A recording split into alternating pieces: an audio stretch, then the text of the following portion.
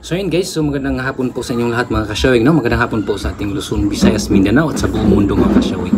So ang video po itong mga ka-showing, no, ay pag-usapan po natin ang BSK, kung ano na ba ang nangyari, no? Bakit hanggang ngayon ay wala pa at hindi pa na ipasa at hindi pa na pirmahan ng ating Pangulo mga ka-showing. So bago natin pag-usapan yan, ay don't forget to like, share, comment, and subscribe mga ka-showing.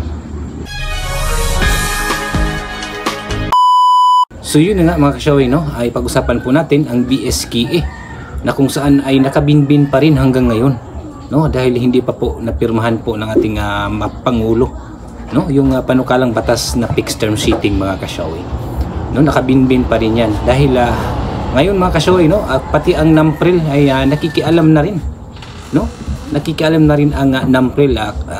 Akala natin ay si Attorney Macalinta lang, no, ang nakikialam dito sa fixed term seating, no, pati NAMPRIL pala ay ayaw na gustong mag-postpone, no, ng eleksyon ng barangay election mga ka-showing sa December, no. Talagang gusto nila matuloy po sa December, no. Pero ang sabi po ni Senate President, no, Chis Escudero ay wala naman pong dahilan, no, na hindi po hindi po pipirmahan ng ating Pangulo dahil hindi naman po yun bawal yung ginagawa po nila, no, dahil nasa tama naman yung ginagawa daw po nila. So wala pong dahilan daw na hindi po pipirmahan. So ang desisyon na lang po niyan mga ka-showing, no, ay sa ating pong presidente, no, kung ito po ay ikanyang ibito ay may posibilidad na hindi matuloy yung fixed term seating na sa 2026 na ang BSK. Pero kung hindi po yan ibito niya, no, kung hindi po ibito ng ating Pangulo, ay may posibilidad, no, na matuloy yung 2026 November yung BSK mga ka-showing.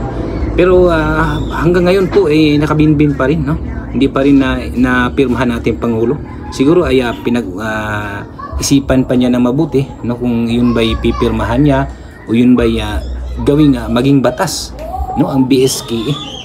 No, pinag-isipan talaga ng husto ng ating Pangulo na yan mga ka-showing, dahil nakabinbin pa rin yung panukalang batas na yan. So hihintayin na lang po natin, no, kung ano po ang magiging desisyon dahil 30 days po yan, no, 30 days po yan bago po mapirmahan ng ating Pangulo. At 30 days din po tayong maghintay, no, kung yun ba ipipirmahan natin Pangulo or hindi, or matuloy yung BSK ngayong December mga ka-showing.